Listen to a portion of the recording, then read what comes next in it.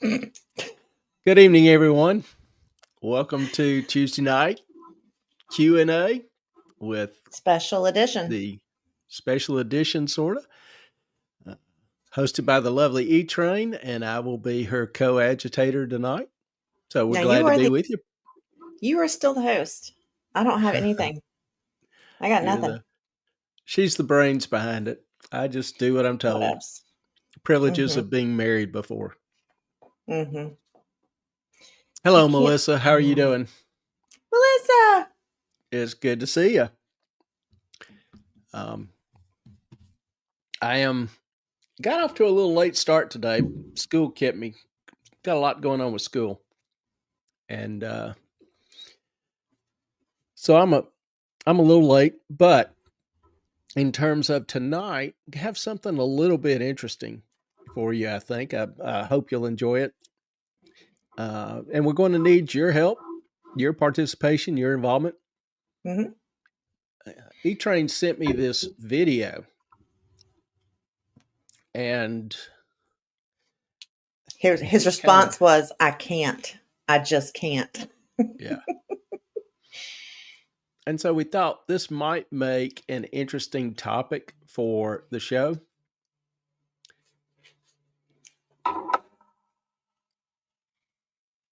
All right, hold on here. This is not as easy. And if you're on X or Rumble, I am watching. Do what? The channels. I said, if you're on X or Rumble, I am watching both channels. So feel free to chime in. All right, let me give you a little background here. Okay. Like I say, E-Train sent this to me, and I didn't have any response. I just couldn't. This is a YouTube site. Maybe are we hyping one of our competitors tonight? I don't know. It's not really a financial site, but it's a group that went. I don't even know where. They're somewhere with spring breakers out on the beach. Clearwater Beach. Okay. And they're just going up to random groups of students and just asking them questions about history, and particularly questions from the test that immigrants have to take for their citizenship. So basic kind of citizenship knowledge, history type questions. And so I thought, or E-Train thought actually that, wondered if this would be kind of an interesting topic to share with y'all for tonight, and just have some fun, just have, some Q&A on some of the basic questions, and just have a, kind of a little more relaxed evening. I also have a couple questions that were mailed in to address as we go along, but thought this would be a fun way to start off. So to give you background, here is the video. This is Caitlin Bennett. Yes. Square. How many US senators are there? 6, 7, 2 for each state. How many amendments are in the Bill of Rights? There's a lot. I know 17. Who won the Civil War? It's East or West, right? Well, it's the Civil War, so it's the civilians versus whoever was in power. How many justices are on the Supreme Court? Justices. Mm-hmm. So like when you say that, like you mean like the FBI? Who is on the $100 bill? Oh, I know. Abraham Lincoln? Nope. Abraham Lincoln. Come on, bro. That's the First Amendment. What's the second? Right to vote. Name 3 states that border Canada. We'll just do one per person. Asia. I didn't know Canada had a border. We are here at Clearwater Beach next to the beautiful Gulf of America. Asking So yes, you can answer these. This will show you how stupid people are. Yes, absolutely. And it will piss you off to no end. If you can answer the questions. Yeah. Yeah. Do you want to watch a little more? No, God, no. Unless you find it entertaining, then yes, go ahead. No, I've already gone beyond where I listened to it the first time. Mm-hmm. So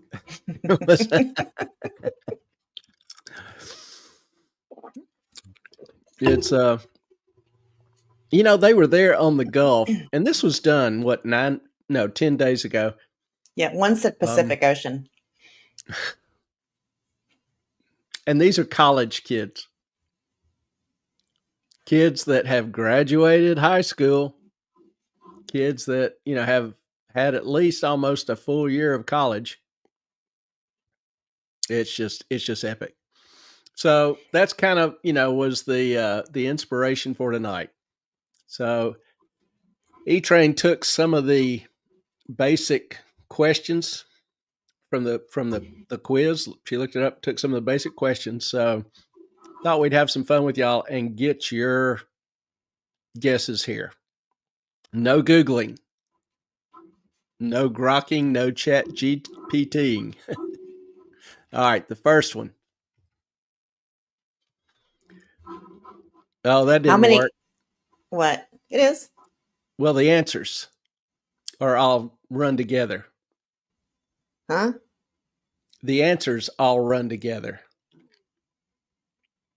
What are the numbers? Well, the choices were 0, 2, 5, 10, and 16. Oh, that's not a poll. Yeah.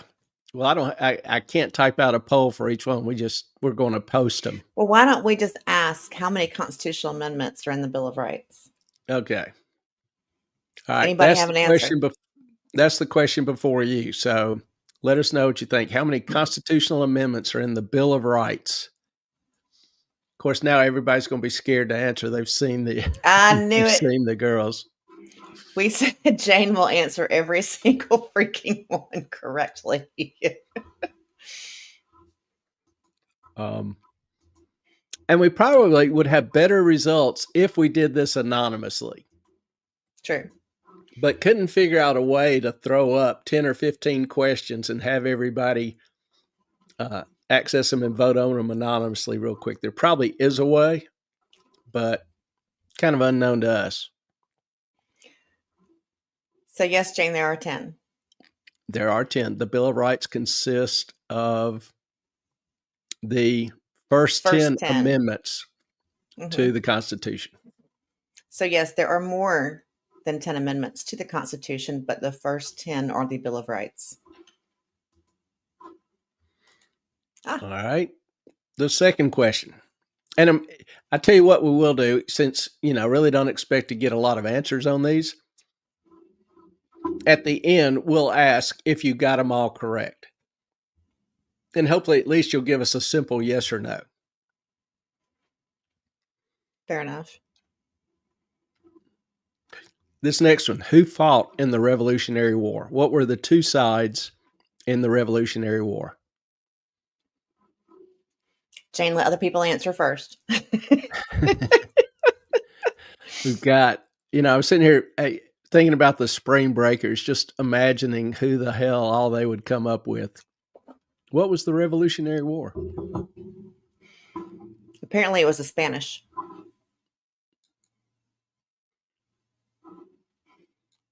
That was one of the answers. Yeah. Yes, really.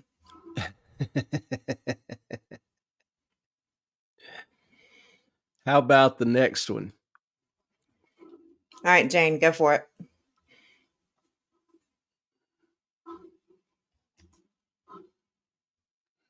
I live in Pennsylvania. That's awesome. So I've been to all the Revolutionary War sites around here. The Spanish Revolution. What were the two sides in the Spanish Revolution? Oh, what's the guy's name?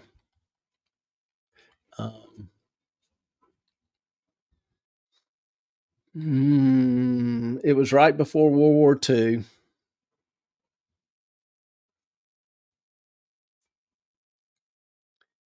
I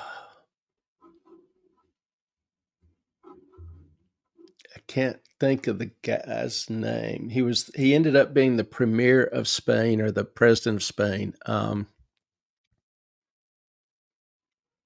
Franco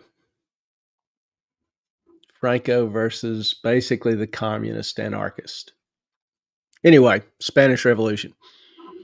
All right. So who fought in the Revolutionary War? Revolutionary War of America? Anyone? Go ahead, Jane. Melissa? Anyone? That would be the colonialist versus the British. Actually, it was English, the English against the English. True. Scottish against the English. Taxation without representation. So, in fact, the first battle of the war was between two Scottish groups. Some Scots were given land in the U.S., but had to pledge their loyalty to the king.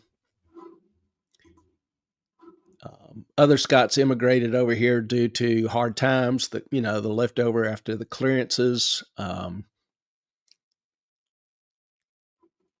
Some of the Irish after the potato famine, but the loyalist group who had pledged themselves to serve the king if called upon were called upon to help quell the starting trouble.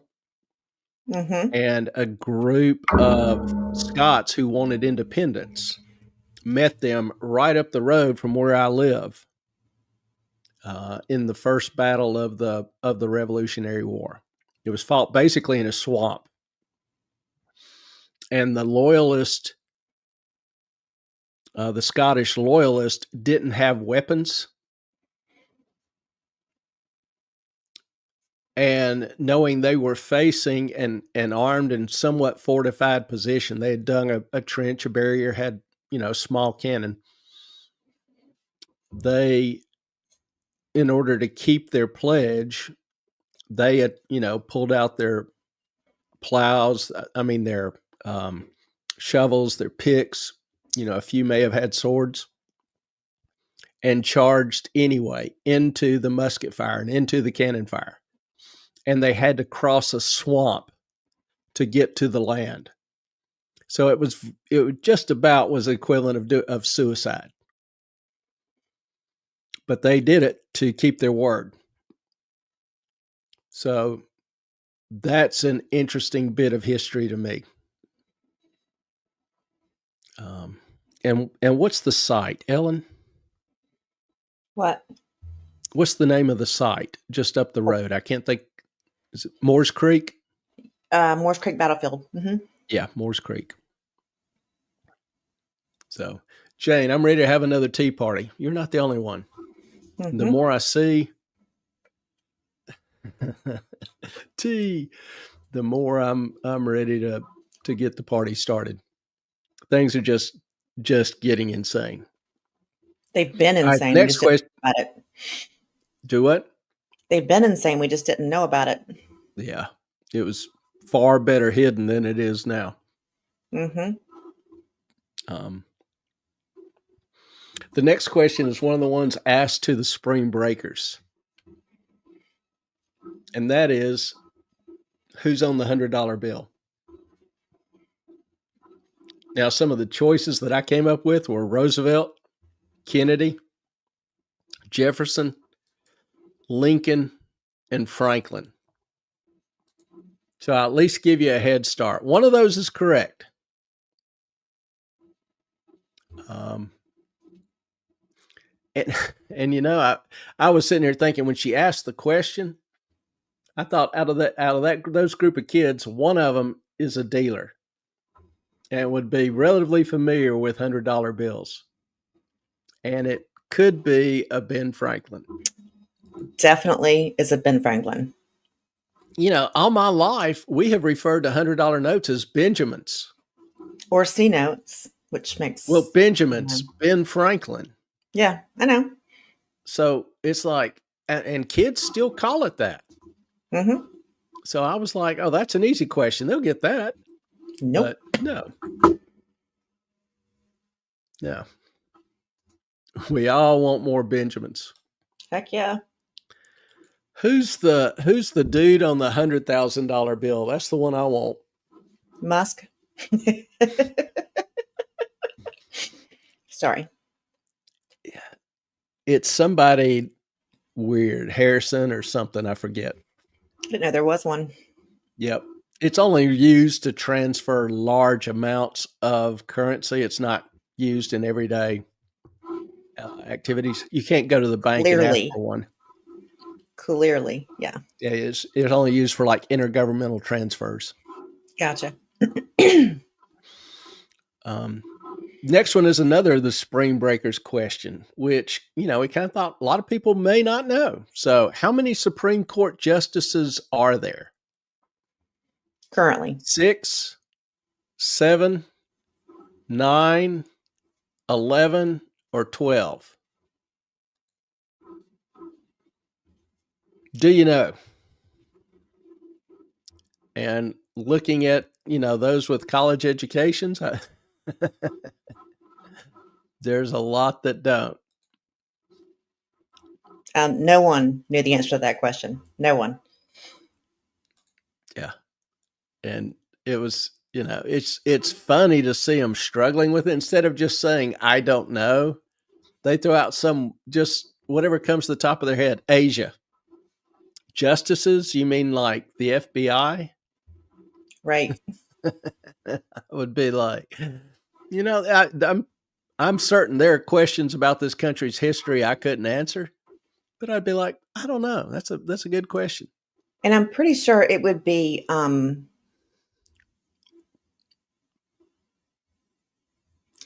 not helpful to have an even number. Just saying. Yeah. Yeah, you definitely want an odd number. Jane with the 9. The 9 would be correct. That is correct. All right, next one. And of course, they couldn't name any of them. Yeah. That's another thing. Can you name all 9? Can you name 7 out of the 9? They just asked for 3. Nothing. Nothing. All right, next question. What are the 3 base freedoms given in the Declaration of Independence? Can you name the 3 basic rights It's in listed in the Declaration of Independence? It's in the first paragraph.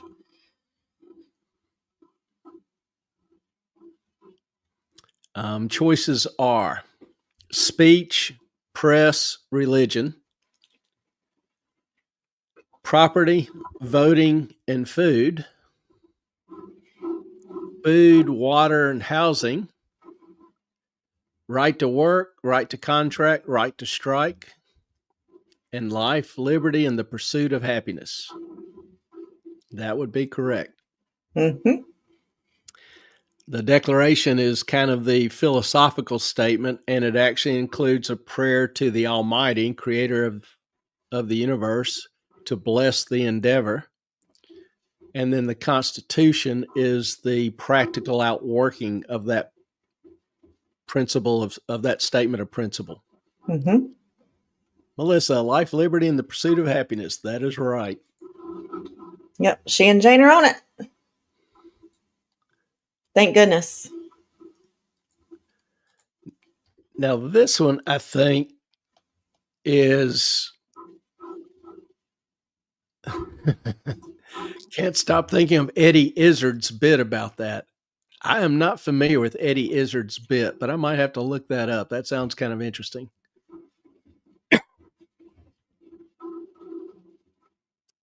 The next one is, what is the name of the national anthem? Can you name the national anthem? America. I actually asked somebody this yesterday, and they said the national anthem. I didn't think of that option. I had America the Beautiful. All I Do Is Win. Glory, Glory to Old Auburn. Sweet Home Alabama. God Bless the USA. Star Spangled Banner.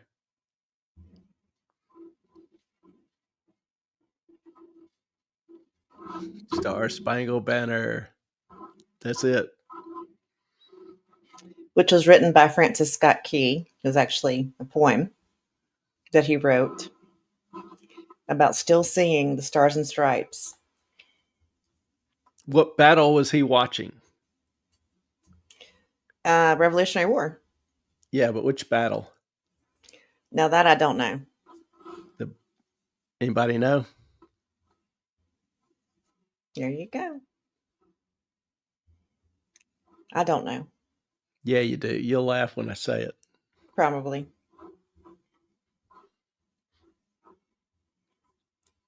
It was the one where they were in the thing and they were surrounded.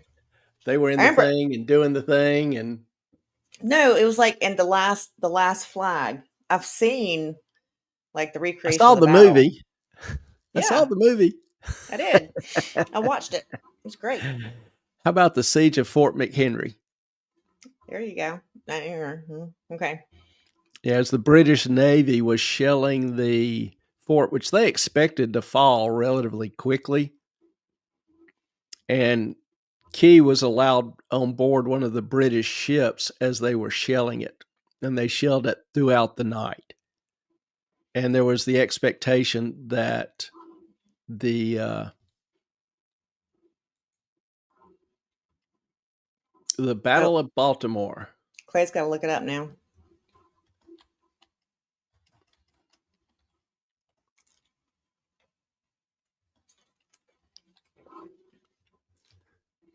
No, I was going to look up for a picture. See if I could find a 1812? picture of it. Huh?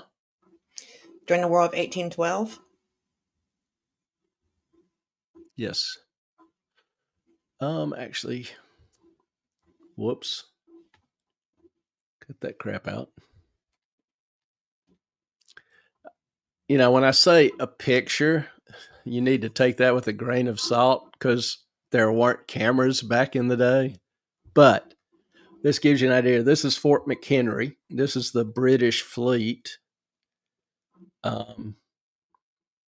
And it looks like they're flying the American flag. I was sitting there, wait a minute, what the hell's going on? But then I remembered the British naval flag is this little blue corner with the St. George cross on the white background. So yes, and they were trying to take the flag down, and people kept coming and boosting it up. So Sounds that was good. I'd that love was to the see real it. question: was would the flag make it through the shelling at night? Would there be anything standing, or would the troops, having been pounded, pull down the flag and surrender? And it was still flying in the morning, and that's what inspired Key to write the song.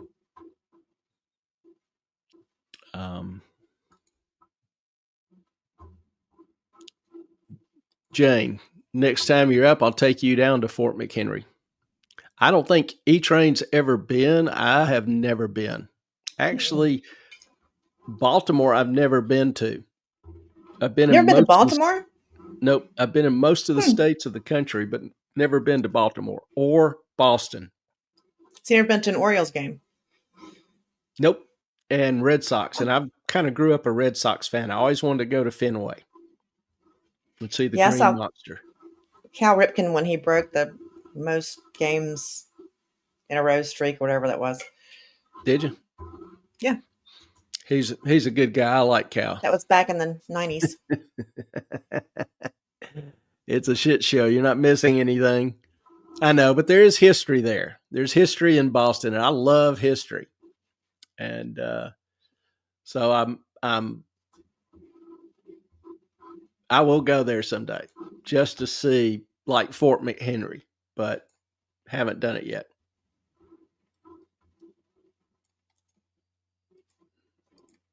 I don't mean to jinx it, but my internet is actually okay right now. We're not complaining. No, I'm hanging in there. I guess, it sees the new wire being laid. And Apparently. so it's scared to not perform. Well, there it goes. What are the 3 branches of the federal government? My first guess was the good and the bad, the ugly. Then the Republican, Democrat, Independent. Then whores, pimps, and prostitutes. Defense, housing, and education. As you can tell, I'm not a big fan of government, but then executive, legislative, and judicial.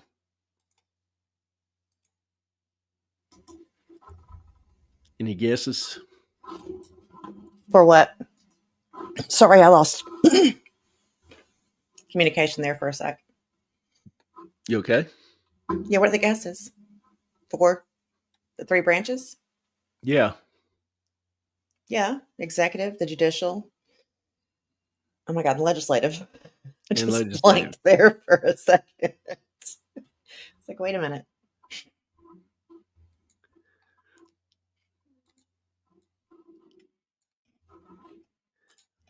Then the next one. How many U.S. senators are there? This one apparently is very difficult for people.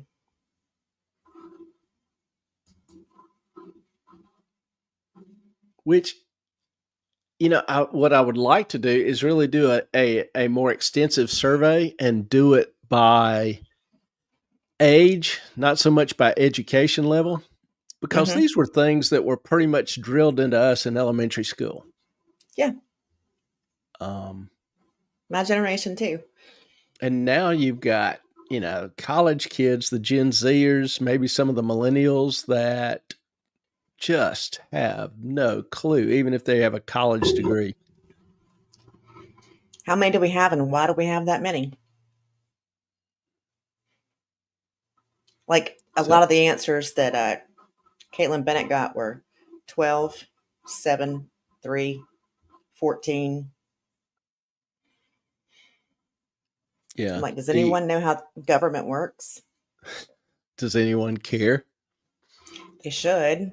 That's really probably the bigger question underlying all of this, is that we have grown extremely apathetic of how does government work and our role in it. We just, especially so our many of government, us take so much for granted. We don't hold them accountable. We don't demand any kind of responsibility or accountability or explanation or, even public service. And, people are losing the ability to understand what is the purpose of government, why does it exist, and how does it work? It's like Melissa says, no one knows how it works. It is, and part of that is not only our indifference or taking it for granted, but part of it is just government has grown so big, so complex. My daughter worked for Rand Paul, senator from Kentucky. And before that, she was working at Cato Institute. And she was at Cato when Obamacare passed. And she was given the charge of going through the bill, which was 800 pages, and identifying every new committee or bureaucracy formed, and then doing a flow chart of who it answered to and whatever. And so she spent the good bit of a summer doing that. Finally produced it. And there were over 200 new bureaucracies introduced by Obamacare. And so if you see a flow chart somewhere out there detailing all of these bureaucracies and their connections, that's probably the one my daughter did. Number of senators, 100, 2 per state. I was going to ask Jane to answer that, but you just had to chime right in. What? Yes, every state. I was going to ask her why. Sorry. Yes, every state gets 2. Yeah.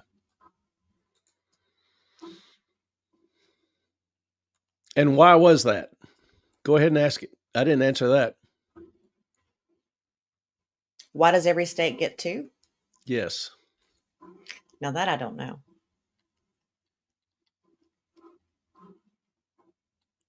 Anybody have any guesses?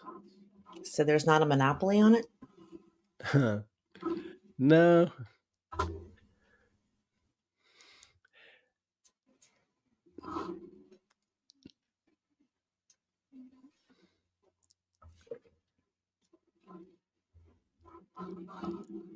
Are you looking it up right now? No, I had a question about it. And I'm not finding what I was looking for. The reason was back then states had the primacy. There was no real thought or desire for a strong central government. So many of the founders opposed strongly a very strong centralized government, a federal government. They rather would have kind of a confederacy of states, with each state responsible for whatever happens in its borders. And so they tried the Articles of Confederation. That didn't work too long. So they realized they do need some central body kind of overseeing everything. So they got together at the Constitutional Convention, and they came up with the Great Compromise, where you had the House of Representatives voted directly by the people, and would be apportioned by population. Then you had the second house, bicameral house, the Senate.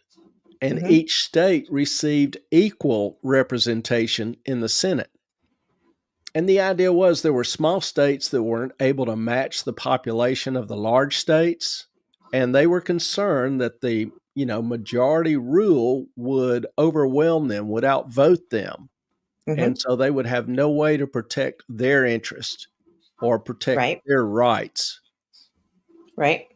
And originally, I believe, this is what I was, didn't find. I tried to look real quick, but I believe that the senators were actually appointed by the state legislative bodies. They were not directly elected by the vote of the citizenry. So why two though? That was my question. I'm not sure of the exact number. I think it was just because if one died, then the state would have no representation for a while, because it'd take months for somebody to travel to DC. True. And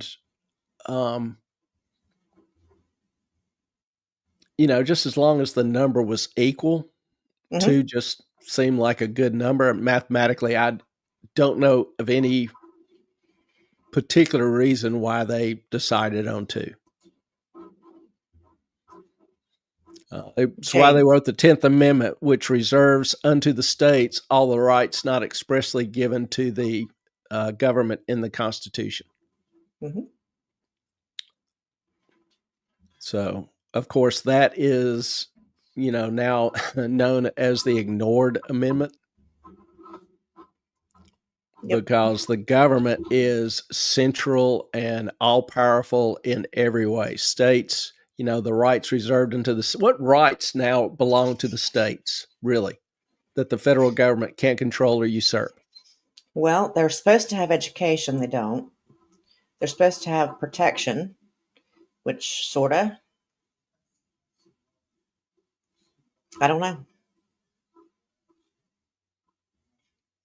Yeah, in terms of health, welfare, education, law, voting, et cetera, most everything is ultimately controlled or can be controlled by the federal government, which is not what was intended.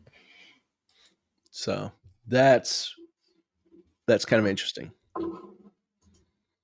Agreed. And I think states need to start taking it back. As long as people in the states keep voting for the same people in DC, that'll never happen until they start voting for people. To me, the first big step would be getting term limits. Right now, you've got way too many people who have vested interest in maintaining their power. It adds wealth to them. I mean, how does somebody in 5 years on a salary of $150,000 develop a net worth of $20 million? It's amazing. Great luck. How does that happen? So there's huge vested interest in maintaining the power, the control, the opaqueness, the complexity of government the way it is, because the politicians get damn rich. Even the underlings in the government, they work for a government regulating an industry for a few years, then they go work in the industry and triple their salary. So that's why they have the Department of Education, keep people stupid so they would keep voting for them. Is that Department of Education? Our education system has gone from number 1 in the world when they were created to we're in the 40s now and about to lose that ranking. Not only that, but the cost has absolutely soared. So, is that a feature or a bug? I don't know.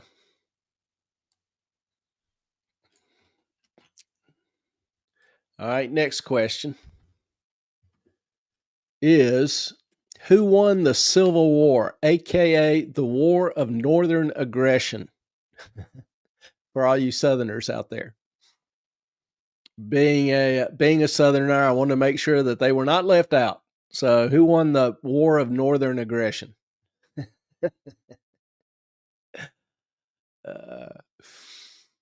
Yeah, and this one, was one of those asked to the Spring Breakers. They struggled. I mean, struggled as in couldn't come close. Didn't somebody answer no, that was who borders the U.S., Asia. I'm like, these people are going to be running the country in a few years. But what can I say? I mean, I'm in college. I'm a college professor, so I guess I have to take part of the responsibility for that. I just shake my head. So, who won the Civil War, the War of Northern Aggression? It would be the Union, the North.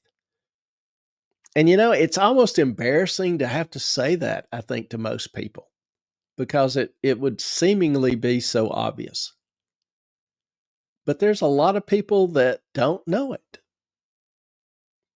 And I'm not mocking those people. I am mocking the system that graduated them, that promoted them, the teachers, the administrators that let them continue to progress through the academic system.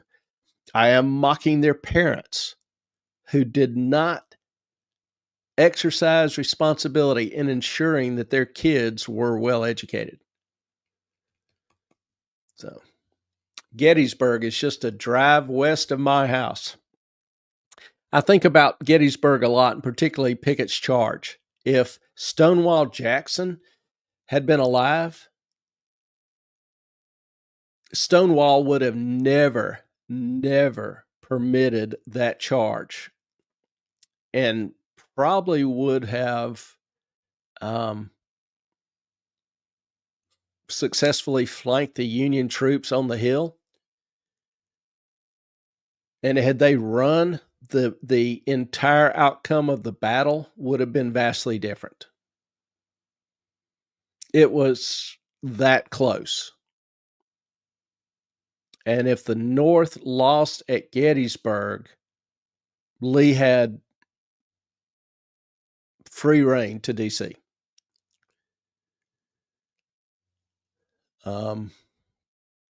Yeah, but there's a little knoll up there, if I remember. And there was the fences that literally Pickett's troops had to climb over. So just imagine you're 50 yards from a stone wall. Union troops are behind it, and you're climbing over fences to try to get to them. Not the brightest charge in history. I mean, Pickett's Charge, it's an infamous move. And Jackson would have never done that. So who killed Stonewall Jackson? Who shot Stonewall Jackson? Or how did he die? If you're interested in history, Who shot Stonewall Jackson? Actually, he was shot. It was his own troops. He had ridden out with a couple members of his staff at night, dark night, no moon, and they were riding back to the encampment. And some of the sentries got spooked when they saw the horsemen approaching and just opened fire. And Jackson was hit. Now, the wound itself didn't kill him, but the infection from the wound ended up killing him. It took him days to die. And, obviously the medical care wasn't all that hot back in the day. I think they even tried to amputate. What was it? Was it his arm? I forget. But that one shot fired by a Confederate troop probably lost the war for the South. That's kind of amazing when you think about it.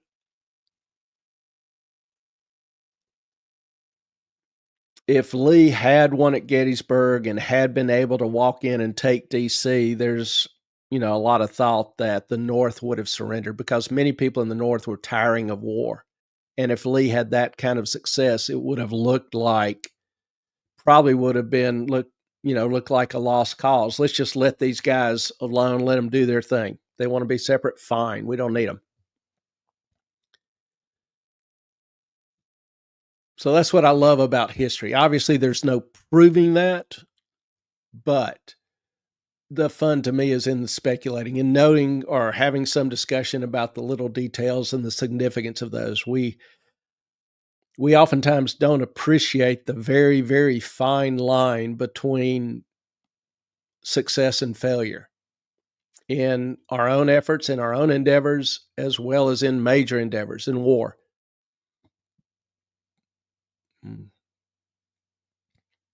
Germany, if we had not been successful at attacking their heavy water development in Norway, they might have gotten the atom bomb first. If they did that, then, would have been a different outcome, vastly different. And just, bombing that one institution, that one facility that was critical to the development. Not only that, there's some thought that maybe some of the German physicists tried to delay the development, which very well could be true. Who originally owned the land where Arlington National Cemetery is?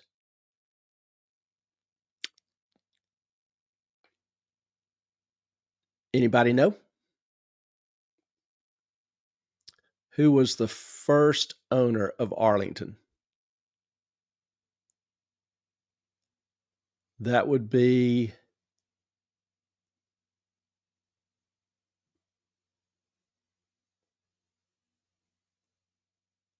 Jefferson? Mr. Arlington, of course. Jefferson or Washington? Washington owned Mount Vernon. Was Arlington a part of that? Now I'm getting a little confused. Thought I knew at first. Now I'm like double second guessing myself. Jefferson or Washington?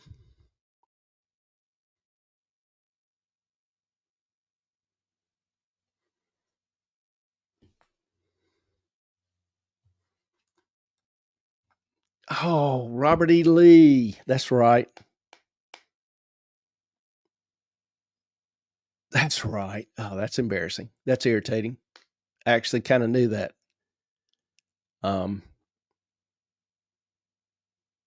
Jefferson's was Monticello. No, Monticello.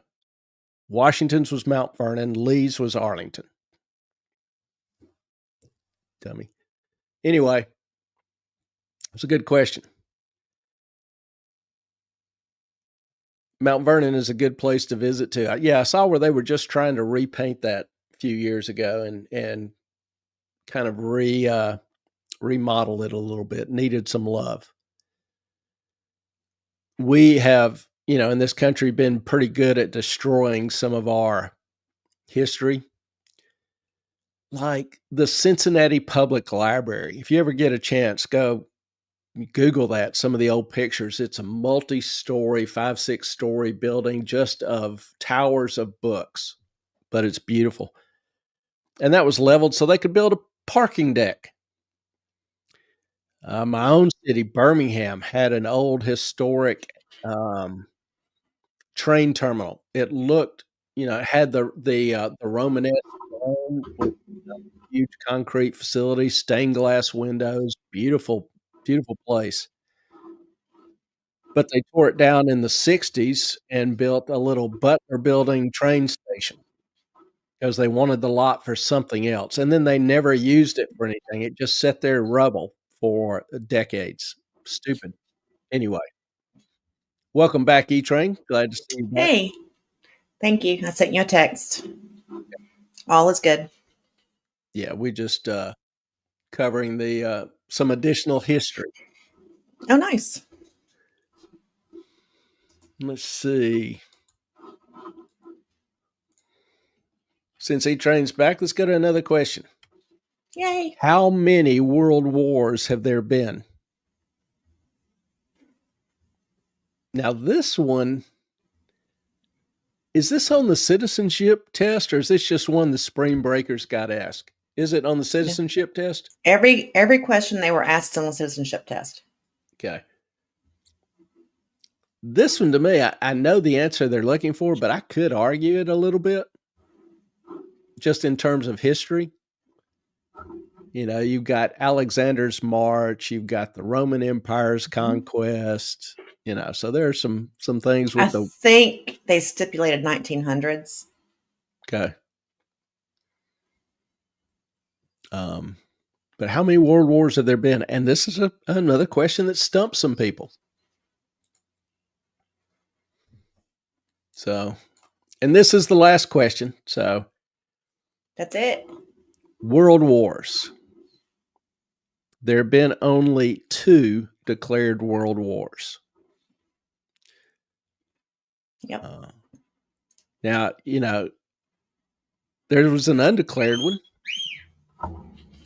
Mm-hmm. What the hell was that? Something on my phone. The Cold War, for example. There was some shooting in the Cold War, actually. And you had, a lot of nations involved in it. The Korean conflict was basically the Allies, versus China, Russia, North Korea. Vietnam had multiple, a number of parties fighting and contributing to that.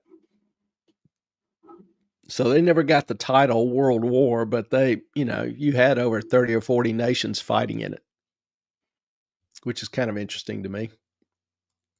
But it wasn't Axis and Allies wars. No, but you had about as many parties fighting in those wars as you did in World War I and World War II. But they were fighting against one enemy combatant, correct? Well, couple. Germany, Italy, Russia for a while. And you talk about little things. What if Hitler had not invaded Russia? I mean, Russia put a ton of pressure on Germany advancing on the Western Front, which if Hitler hadn't had to commit so much of his troops and air support to the Russian front, it all would have been directed at the U.S. and British armies. It would have been a much more difficult fight. not to mention if Russia sent troops to support Germany and planes and tanks to support Germany in his fight against the US and Britain. A little thing. Hitler, before conquering Britain, decided to start up a war on another front. Momentous little decisions. So Did anybody anyway, else have to read? Did anybody else have to read All Quiet? Did anyone else have to read All Quiet on the Western Front in high school? A great book. It is. But yes, that is one that was required reading.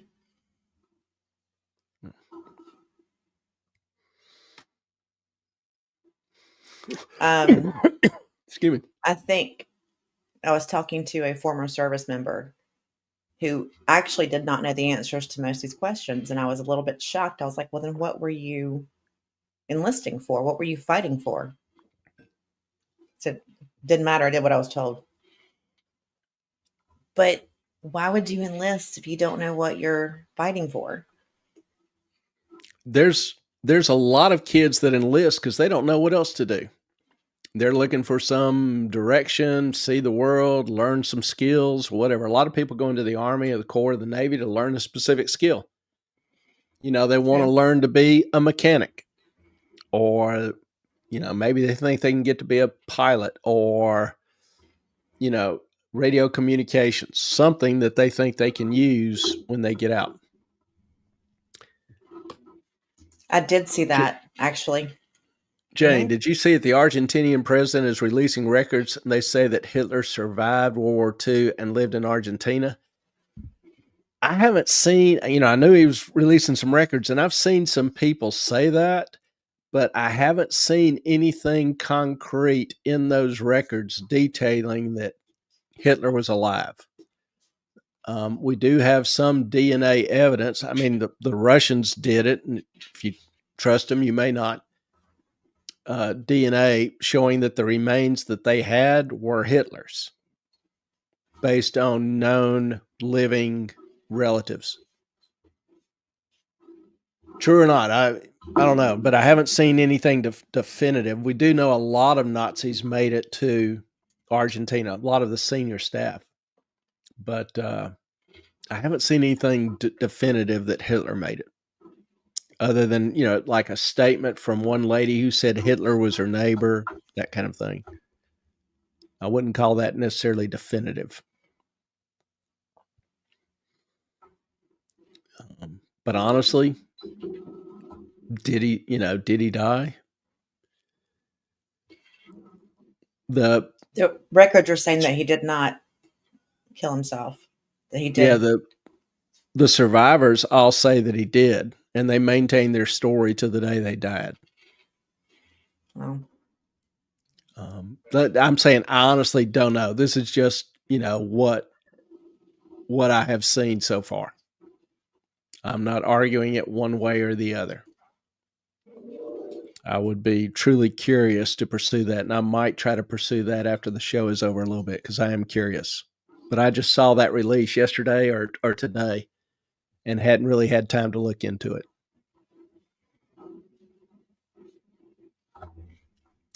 I am grateful that Malay is releasing the records. Yeah. And I look forward to our own government continuing to release additional records. I know, you know, sometimes there's a lot of other considerations that they have to deal with, but let's get it released. I'm eager, particularly to see the Epstein files released. I'd like to see the MLK files released.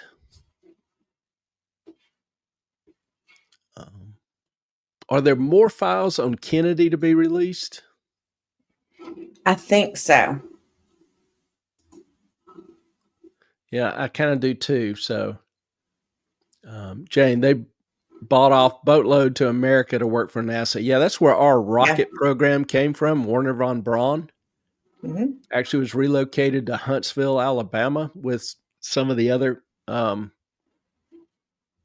people who worked on the German rocket program, V1, V2s, and who worked on the German nuclear program. Some of those were located out to Los Alamos. So we did try to, the race was on, and right after the war ended, to try to get their best and brightest. Russia wanted them to. And suppose Russia had gotten them. Again, one of those little nuances of history that, things could have turned out vastly different. So that's why I love history. So many little turns and twists. Now, so that's it for the questions. Now, let me ask you, honestly, did you get them all right? We've got a number of people listening that haven't quite chimed in. Would love to have you, chime in just with a simple yes or no. I missed one. Jane asked about Arlington. I didn't remember Robert E. Lee. I was like, is it Jefferson? Let's see, Washington was at Mount Vernon. That wasn't attached to Arlington. Didn't think of Robert E. Lee. So I missed one.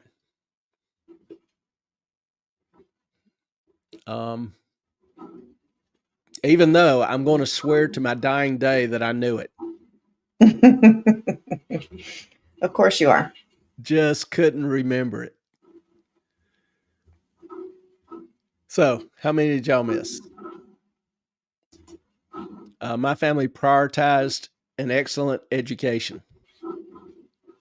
I'm honestly surprised more families don't. But that is a big cultural difference today than I would say 40, 50, 60, 70 years ago, 100 years ago, 150 years ago.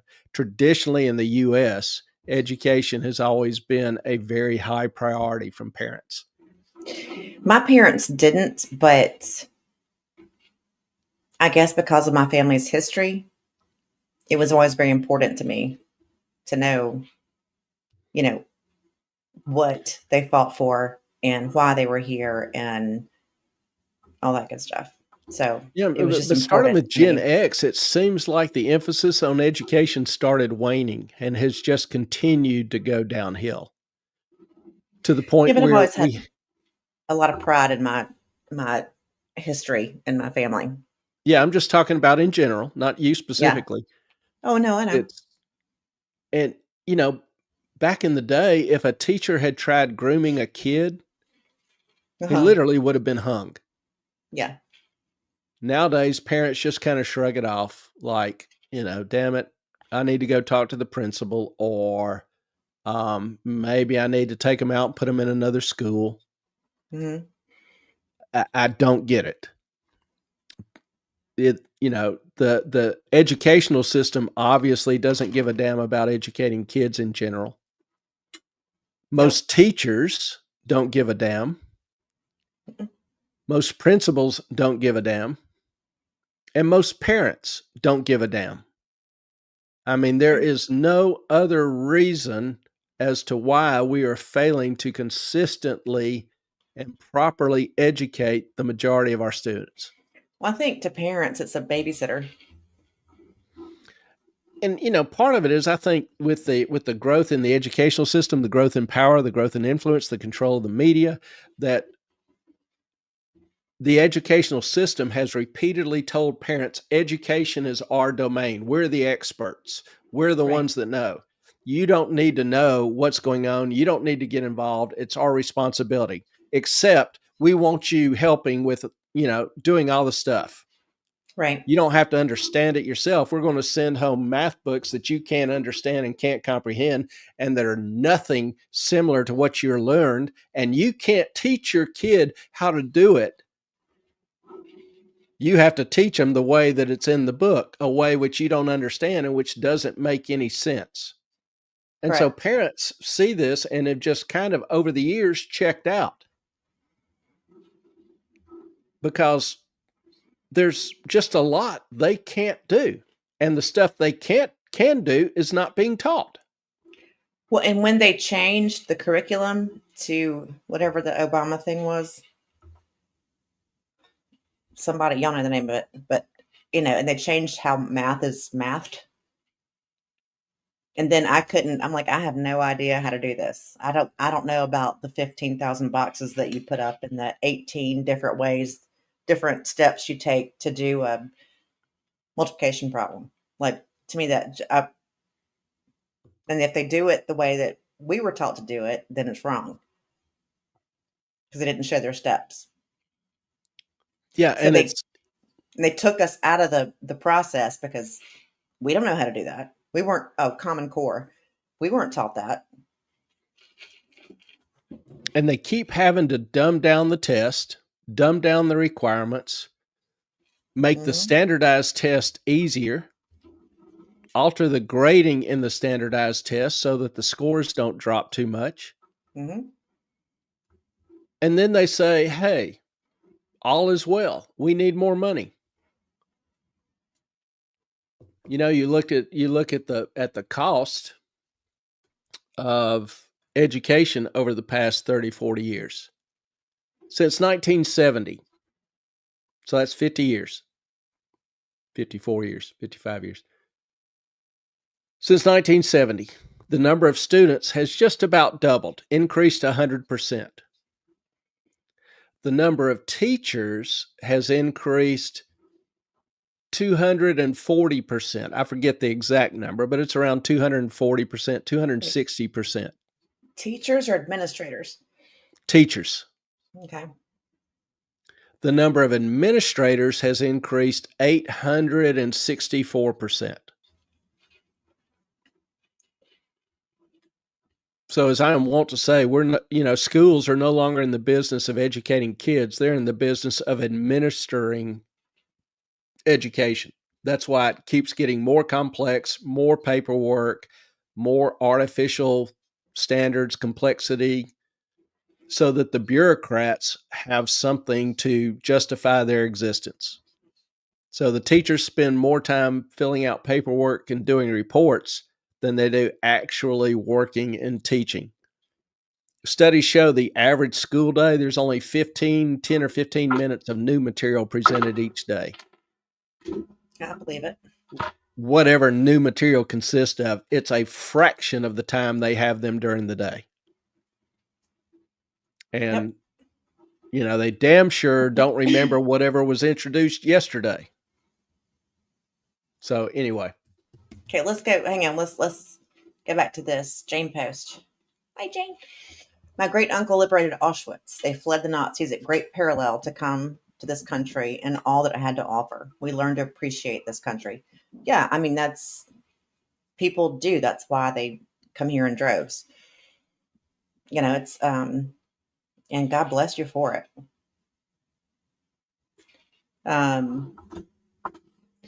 Yes, and that Common Core. Yeah, I think when they started teaching Common Core, because the boomers, Gen X has no idea how to do that because we were never taught how to do all the boxes and the things. We could no longer help our children learn what they needed to learn. So it took us completely out of the equation, in my humble opinion. No? Yes? No? And, you look at the cost of education. If you look in the 70s, it increases, it's fairly flat or slight increase, but then it literally dips a little bit in the years before 1980 when the Department of Education was created under Carter. And then from that point on, it was a payback to the teachers union for supporting him. The teachers union wanted a federal Department of Education, a bureaucracy. But from that point on, the cost of education goes almost exponential. And the results keep getting worse. Now, people will look at test scores and go, well, they're pretty flat. You can't say they're worse. Well, they're worse because the tests keep getting easier. And you can look at questions like this spring break You can look at the math questions. You can take any particular subject you want and take a test from the 70s, from the 50s, from the 30s, and give it to kids now. And kids now kids in high school couldn't pass a 6th grade test on English or math. I'd be willing to bet that kids at an average school in a district could not, that the vast majority of them, 70, 80, 90%, could not pass a test from 70 years ago. Or 50 years ago. We had better education. We had better literacy. We had better math skills. We had better history skills. We had better understanding of great literature in the one-room schoolhouse with candlelight. And honestly, I'm about ready to go back to that. If that's what it takes to teach kids the basics, because they are definitely not getting them in whatever environment we've created now, no matter how wonderful and comfortable and cozy and loving and embracing and accepting and tolerant and whatever else it is, they ain't learning shit. No, see, when I was growing up, you went to school to learn, not to be coddled or babied or, told how wonderful you are. I don't know. It just, things have changed. Things have Jane changed says, mightily. I believe this is they want you out of the schooling. Yeah, they do. They don't want us to be a part of it. They don't want, because the less that we can help our kids to learn, then the less chance they have of indoctrinating them. And the more dependent you are upon them, Mm-hmm. which helps ensure their job security. When's the last time you ever heard of a teacher being fired for incompetence? I haven't. In my life, now when I was in elementary school, there was one. Really? Yeah. But since the 90s, I have never heard of one being fired because they didn't do their job. Jane, I saw an 8th grade test from the 1890s and I can only answer 50% of the questions. Seriously, people ought to Google that more and start taking it to the teachers and say, why isn't my kid learning this? Why do we not want them to be able to read, write, and do arithmetic at grade level? Why are they so much, how do I word this? Why are they so less, why is their proficiency falling off so much? Why are they so fucking stupid? That's what you mean to say. Yes. Compared to 100 years ago. Mm-hmm. Let's see, we're feeding them poison. We're not teaching them anything. We're coddling the hell out of them. We're not asking them to get exercise or work out. We are basically, killing them. Yeah. Killing them with kindness. Killing them with just stupidity. So, all right. Anyway. Y'all know this I'm in education and I'm not a fan of it.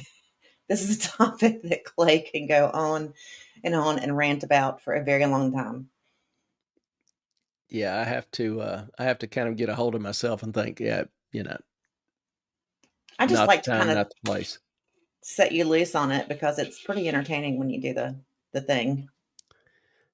Yeah, it's just, a lot of it is just taking the fun out of being in the educational system. When you feel like your efforts are less and less important or contributing. There are some kids who come to me and are very grateful, very appreciative, write me thank you letters. I mean, and when they come to town, we'll go grab a beer, 10 years later. I can't tell you how valuable that is to me. But, there's some kids I will just piss the hell off. They're mad because I don't give them a grade. They're mad because I expect better of them. Okay. College is not for everybody. If you have a problem with a professor or teacher expecting you to do better, I'm grading an exam in one of my classes, which is largely, seniors. And, I don't know, the class average is going to be a 55 or a 60. And, I'm not finished grading the test, but today in class, I was saying, it's not looking too good for most of you. Let me ask you honestly, how much time do you spend a day on average studying for all of your classes on average? And I said, wait a minute, don't answer personally. Just let me rephrase it. Your friends, how much would you say they spend a day studying? And one kid said, maybe 20 or 30 minutes. That's it? And I'm like, and I looked at him and he goes, okay, maybe on average 10. And everybody in the room was kind of like shaking their heads going, yeah, this is per day studying for their classes. 10 per minutes. day. Per day. Now, I was in biochemistry with a minor in physics, which I will agree is not the easiest undergraduate. Correct. But I would be spending 3, 4, 5 hours a day. When I took analytical chemistry, I'd spend 30 hours a week on the lab alone. Because they would hand you a piece of crap and tell you to analyze it, which is the most impossible thing in the world. And so I'd spend 30 or 40 hours a week just in the lab trying to figure out what just to do this one lab assignment. Anyway, they don't know. They don't know how to study. They don't have the discipline to study, and they don't value their future enough to learn. They have been so mollycoddled. They have been so comfortable. They've been so at ease. Teachers afraid to stress them, much less fail them for not mastering the topic. So, yes, I blame the teachers. I think that was our teacher's job was to stress us out. So, yes, I blame the teachers. I blame the principals. I blame the administrators. I blame the parents. Because if you're a parent and you give a damn about your kid's education, you're pretty much aware they're not learning anything. So you have no excuse if your kid is an academic failure. I don't care what his GPA is. People just don't give a damn. And that infuriates me. I can handle somebody not knowing something. I can handle somebody who hasn't put forth the effort they should, but who is now willing to. I don't coexist well with people that don't give a damn, that have no passion for life or learning or value their future or value their current existence. Maybe I lack empathy because I don't even pity them. My rule number 2, stupid should hurt. And if you know and see and have the ability to do better, but you choose not to, that's not something I'm going to feel any empathy for.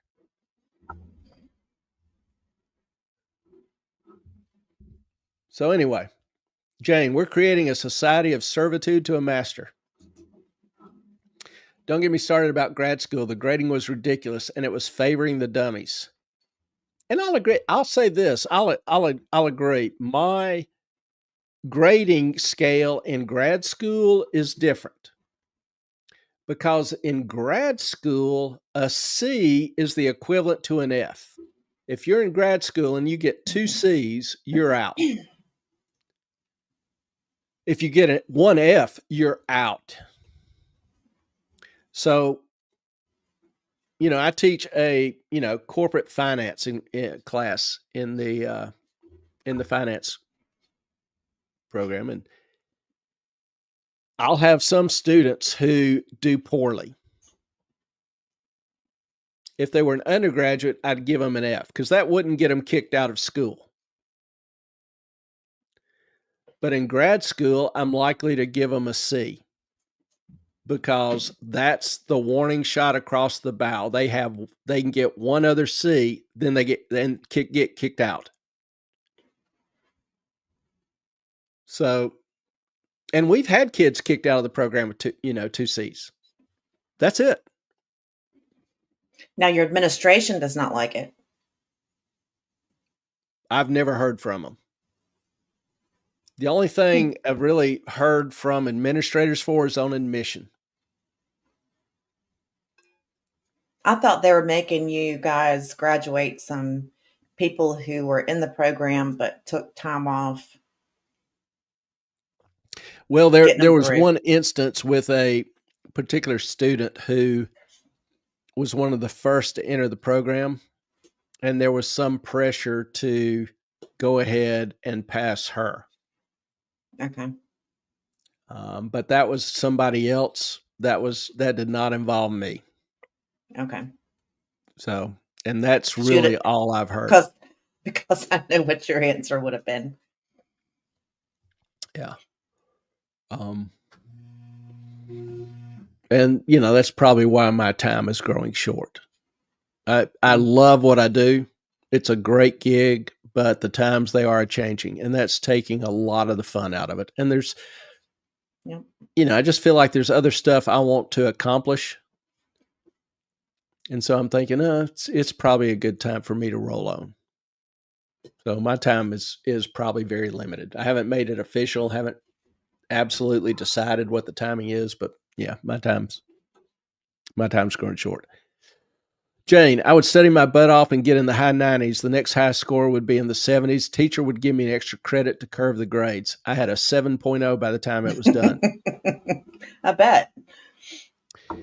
I remember I had a physics class at Auburn. Professor's name was Simon.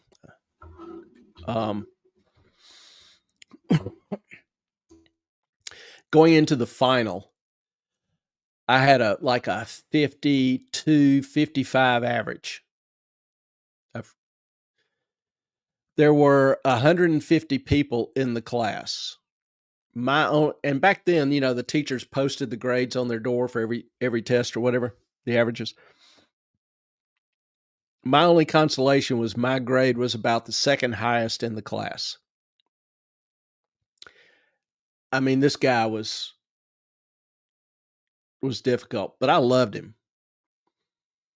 He gave us a problem and on the midterm, and I forget exactly how it was worded. He had a drawing, a sketch, showing the different forces and all. But the way he worded the question, the final statement was, "Tell me what to do with this. Tell me what to do with this." I was like, in terms of how to work it, I didn't have a good guess. And I was kind of mad at hell by this time and taking the test. So I told him what to do with it. And when I got the score back, the test back, he actually gave me partial credit. And he said, "Well, that is what I asked." Fell in love with the guy. I thought, I'm not quitting this course. And I didn't know where I stood relative to the class then. So stayed in it. And we had hope for the final because he said he was going to make it multiple choice. And so we thought, damn, we finally get a break. And so the day of the final comes, and, he passed out a test. It's 5 questions. And then grad students come in carrying the answer key, the multiple choice answers. And the answer key was 5 legal pages, front and back, where every answer was in Greek variables or characters. And then I started looking at the problem. Every problem was in Greek letters or characters, A, B, C, D, X, Y. So it did not matter how you worked that problem. There was an answer somewhere on the key. And not only that, you might have a different arrangement of the variables. So you had to figure out all the different possible arrangements, parentheses, whatever, Order of and find that operations. answer in these 5 pages front and back. We were allotted 4 hours for the final. Nobody turned it in early. He gave us 6 hours. Couple people gave up. Damn. That was my, second physics professor. The thing is, 20 years later,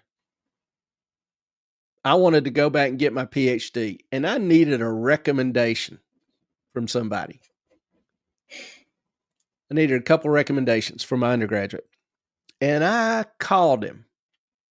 And, he said, Simon. I said, Dr. Simon, you may not remember me. And my name's Clay Moffitt. I was a student 20, 30 years ago. He said, I remember you. And I kind of laughed. I said, I don't know whether that's good or bad, but I know I wasn't always the most courteous student. I said, but I always admired you, what you did, how you did it. I still remember some of that stuff. And I said, I can see now what you did worked. And I want to go back and get my PhD. And I was wondering if I could impose upon you to write me a recommendation. He said, I'd be glad to. And so he's one of the guy that I told to take his problem and shove it up his ass. He's one of the guys to write me a recommendation. And I am eternally grateful to him. Good. And I have in many ways tried to model my teaching after him. So, Dr. Simon, don't know if you're still out there or alive or whatever, but wherever you are, thank you. Thank you. God bless him. He valued what he did. Okay.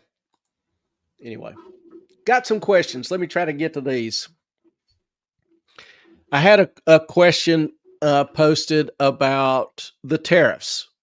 What is the current situation with the tariffs and, kind of what's proposed. So like I say, I got in late today. I had to just kind of throw something together as best I could.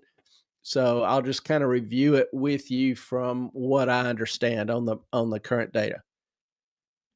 Now, I've kind of narrowed my focus to the G20, the largest 20 economies in the world that we do business with. There might be, other tariffs to other smaller countries, specific countries. But I figured most of the interest would be with the G20, which is, how I limited my efforts. Starting off with our 2 neighbors, Canada and Mexico. Mexico? 25% chili. tariffs on most goods were implemented early in March. And this follows, they were initially put in place early in February, but there was a 30-day suspension. Hey, Jeffrey, how are you doing, sir? Good to see you. Appreciate you chiming in. So Mexico and Canada, 25% tariff on most goods. There is a 10% on energy exports and 25% on steel and aluminum. Now, aluminum has kind of varied for the last month or two, but it's going up to, or it went up to 25% early in March. China has a 20% across the board tariff, effective early in March, which kind of extends some of the previous tariffs.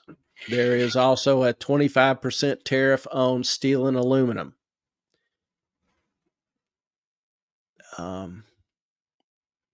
Europe, France, Germany, Italy, the European Union, I guess I should say, 25% also on steel and aluminum. There is kind of a phased in deal from March, 10 to 25%, but I'm just going ahead and saying 25% on most of it because all the prior exemptions end. Also, there may be some specific retaliatory tariffs. The whole goal of Trump putting on tariffs is really twofold. One, he wants all the tariffs on American exports eliminated. Mm-hmm. Two, some countries like China demand intellectual property from innovators, inventors, in order to sell in their country. He's demanded an end to that as well. So these tariffs that he's putting in place are largely retaliatory. Out of the G20, we have the lowest tariffs of anybody. Everybody tariffs our stuff at much higher rates. So Trump's goal is to eliminate all the tariffs. I don't know how many people saw this, but today, of course, Israel's 12 hours ahead of us. Today, Israel eliminated all tariffs on American products. So effective immediately, all tariffs on Israeli products have been eliminated as well. You've got free trade. Yep. And that's the goal, Trump's goal. So if the EU starts hiking some tariffs against the U.S., there will be automatic specific retaliatory tariffs on their products. We will keep hiking our tariffs. Brazil, India, South Korea, Australia, Turkey is going to be 25% on steel and up to 25% on aluminum with no exemptions. India has higher tariffs, and so they face retaliatory tariffs on their exports like almonds, apples. Turkey is facing 20% tariffs on particularly steel. Seems to be the big issue there. Russia, 25% on steel and aluminum. That's really a pretty common number on everybody that exports steel and aluminum to the U.S. There are additional sanctions-related tariffs dealing with the Ukraine war. Looks like 200% on certain goods, particularly different metals. Now, interestingly, Russia has proposed an agreement with U.S. to partner with U.S. firms in developing and exporting rare earth minerals from Russia to the U.S. because we need the rare earth materials for electric engines and, various high-tech issues, which right now we get most everything from China. So there has been some move to try to reopen U.S. rare earth mineral production. And that's a big key with a lot of these tariffs. A lot of it's strategic because we have exported not only jobs, but capability to China, to other nations where we are unable to manufacture products now. And if a war or some issue broke out and China just cut off the export of those essential, critical goods, we'd be sunk. Screwed. World War II, we won World War II because we were able to out-manufacture everybody else. We had such manufacturing capability. Now we have very, very reduced manufacturing capability. So if a war broke out, we couldn't really, we'd struggle to increase the production of weapons and ships. You know, China's building 4 ships, 5 ships a year for their Navy. We're lucky to get one. Listen, if you can think about the world wars and the supply demands it took to manufacture things, then you think about COVID and toilet paper. Americans just can't handle right now being out of Yeah, anything. so some of this move to bring manufacturing back is not just for jobs, and I say just for jobs. We obviously need good, middle class jobs, but it's also for strategic reasons because right now we are extremely vulnerable on a lot of essential critical goods and services. Antibiotics. We don't manufacture a single antibiotic in this country as of a year ago. Not a single antibiotic. So if the China cut us off from antibiotics, we'd run out in a few months. Mhm.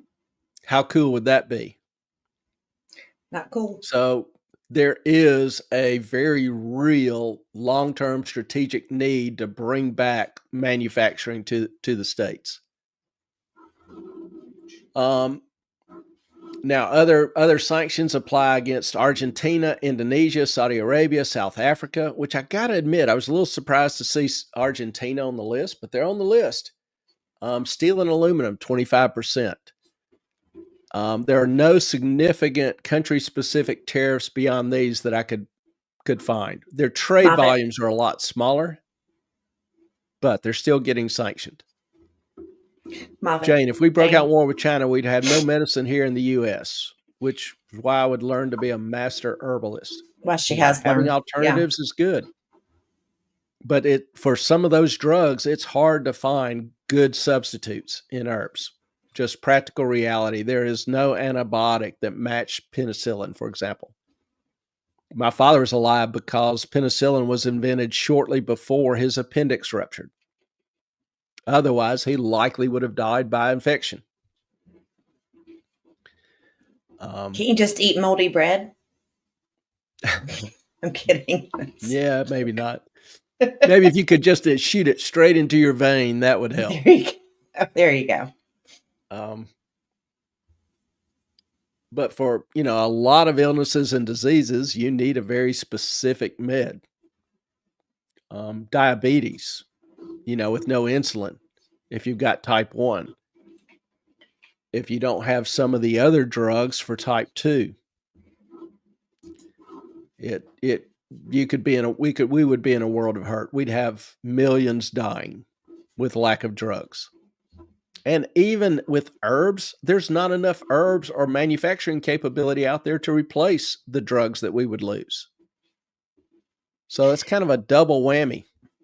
I think that's part of the problem too, is like if anything did happen, like you're on your own. Yeah. That's you the bottom line. Out. Yeah.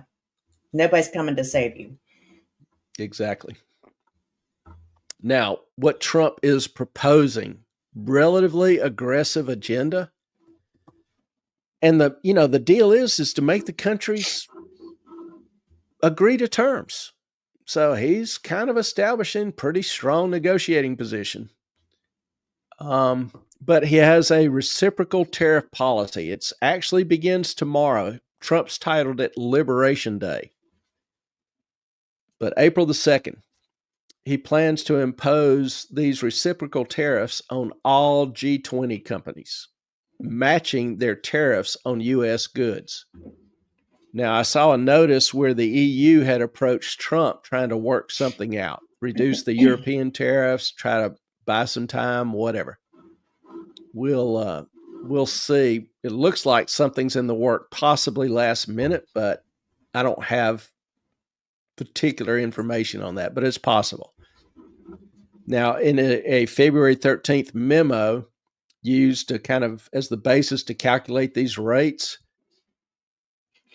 it's kind of a complex situation, but it considers tariffs taxes levied by that nation, like a VAT tax, which increases the cost of the American imports. It may be a higher VAT tax than would be levied on domestic production.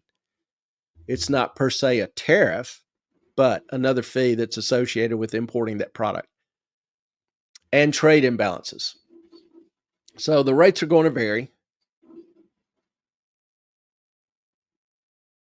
Canada, the reciprocal tariffs will probably be about, Canada imposes kind of an average tariff on U.S. goods of 2.5%. So they would face a 2.5% tariff, additional tariff over and above the ones already announced. China, they might be 13 to 15% over and above what's already announced on all of their goods. The EU probably looking around 5%, Brazil maybe 10%. So the reciprocal tariff is going to be tailored to each nation and their specific policies aimed at U.S. imports. Canada and Mexico also face a 25% tariff on automobiles, imported cars, whether they're compliant or not. I mean, one thing that I would dearly love to see is like Toyota makes a $10,000 or $15,000 pickup truck called the Hilux. And if you've ever seen, some of these technicals in the Middle East, pickup truck with a machine gun mounted on the back of it. Yep. Mm-hmm. That's a Hilux. Gotcha. $10,000 for the basic truck. Really? And it runs, and it runs, and it runs. They're just indestructible. So I personally would love to get my hands on one of those. I bet. And use it for, like if I'm homesteading or on a farm, use it for, stuff around there instead of like a four-wheeler. Mm-hmm. Because you could throw more in the back. It could tow some light stuff, that kind of things, but still is small. They're a relatively small pickup truck. But for $10,000, they'll run and run and run. Isn't that about what a Gator costs? Yeah, actually it is. Mm-hmm. And I'd much rather have the Toyota than a Gator. Fair enough. So Canada and Mexico, automobile tariffs. China, Trump has alluded to or threatened another 10% to 30% hike, which could be expandable to 60%, pending on negotiating outcomes on fentanyl, particularly on fentanyl, because China is the sole manufacturer of fentanyl that is just flooding the country. Or the products that are used to make fentanyl in Mexico. Yeah. Need a Kubota for farm work. And Trump wants that ground to a halt immediately. Jane, need a Kubota for farm work. Now, Kubota makes tractors. They don't make pickups, I don't think. I have not seen a Kubota pickup, but they make pretty good tractors. They make Gators too, right? The Gator kind of vehicle? Maybe. But I'm not sure. I hadn't gotten to that stage where I've spent a whole lot of times looking at them or times looking at which tractor to get. By the way, we're always updating our Amazon store. Whenever we find something new and different, I just found the chandelier's not on there, but the case for solar panels for the EcoFlow that you found, and the stands are on there, right? I think so. I don't think I put them up. Did you? I thought you did. You sent me the links. No, I don't think I put them on the site though, because I hadn't really used them yet. Okay, and they may need some little modification. So All right. We'll let the you things know. on the site are the things we've been specifically requested to put on by viewers, subscribers to the show who want to buy through the store. It's just kind of one way of supporting the channel, or things that we have used personally and can vouch for. Yes. So I bought 2 of those products, haven't really put them to much use yet, so can't really vouch for them. And so I've not put them up yet. I'm going to put that chandelier up. It's a solar chandelier. It's freaking awesome. It goes 24 She has it in hours. her outdoor gazebo. I do. It's awesome. But it stays on 24 hours when it was raining all day. And I was so impressed. Jane, make a mid-sized utility. I thought they made something close to a gator. That's what I thought. Kubota. But anyway, go there. We have all kinds of products on there. And our viewers who have put products on there, I know they stand by them. They like them. They use them. I've got a list on there. Then we've got just random lists on there of other things that we use. So check it out. And if there's something you would like to see added, let us know. We'll be glad to do it. Do you have the chandelier picture? It's on my anywhere phone. close? You didn't email it to me. Oh, I'm sorry. Because Jane wants to see it. It's great. It's solar. It's perfect. I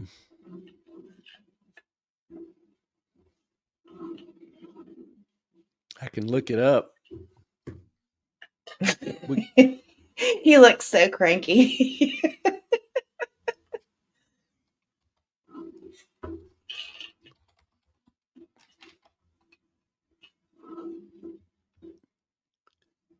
Okay, what's Melissa saying? Read to chat about the Amazon listings. They posted ones that cost more. Interesting. There it is. Oh, you got to show it. That's it. It's got the little solar panel. Ellen says it has a very long cord. I don't know the footage. It does. 20, 30 feet. At least. And then it's got a remote, which you can control the brightness of the lights. And the lights are the old Edison style, which is kind of cool. But she says also she doesn't have any problem with it attracting bugs at night, which is interesting to me. Nope. It's nice, just farmhouse style chandelier, totally solar. Lasts, like I said, 24 hours.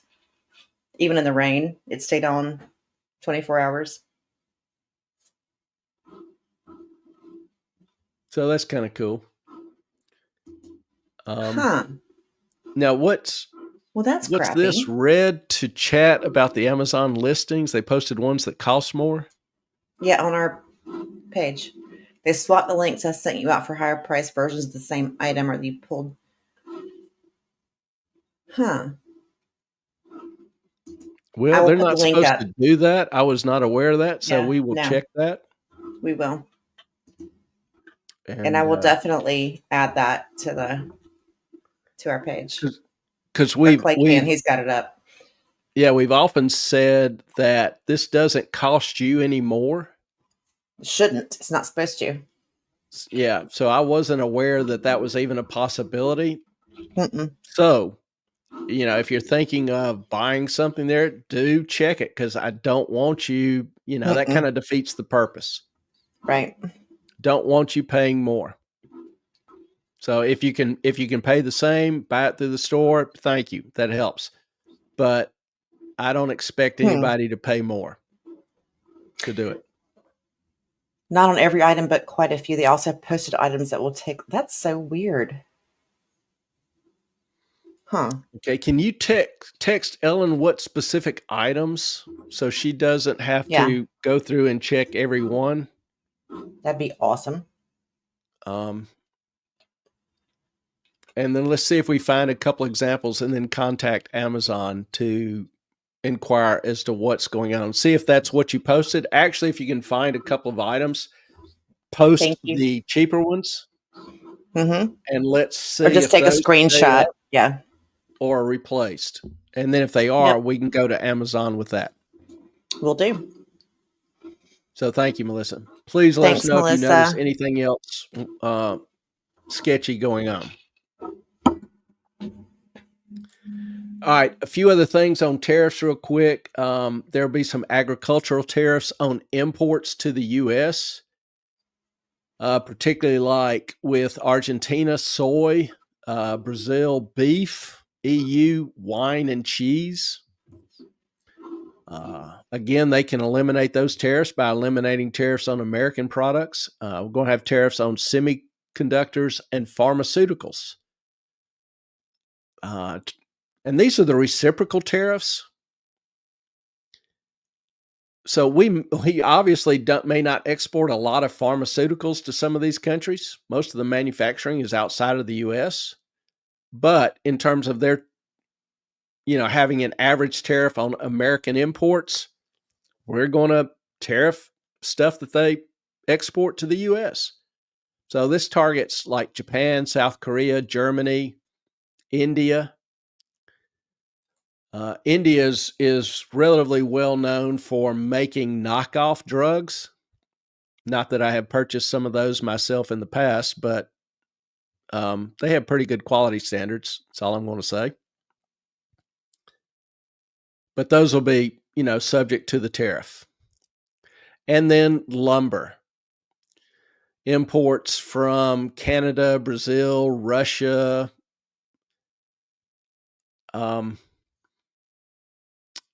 all of their lumber imports will face reciprocal tariffs. So that's kind of a brief review on where tariffs stand now and what will be changing over the next week or two. So we'll see what happens with the specifics on those. I hope that answered your question.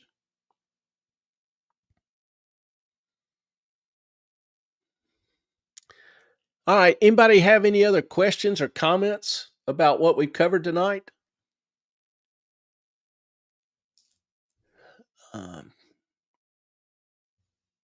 I've got a few other things I was going to cover, but it would take a little time, so I'll probably save it for Saturday night, talking really basically about the prospects of recession. And that might make a good topic for Saturday. And that's one thing.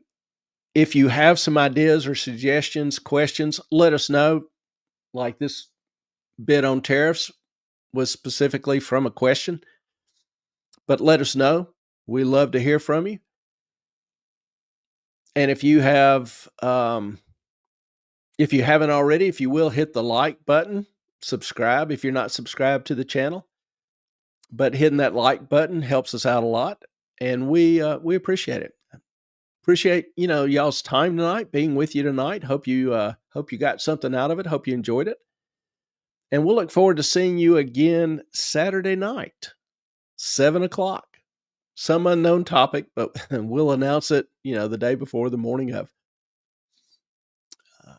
Hope y'all have a good rest of the week ahead, productive, and thank you again for being with us tonight. Ellen got booted off. Her Wi-Fi is finally catching up with her, but we do both appreciate y'all being here tonight. Enjoyed chatting with you and spending some time with you. Y'all have a great rest of the week, and we'll see you Saturday night. Thank you. Our time is up. We thank you for yours.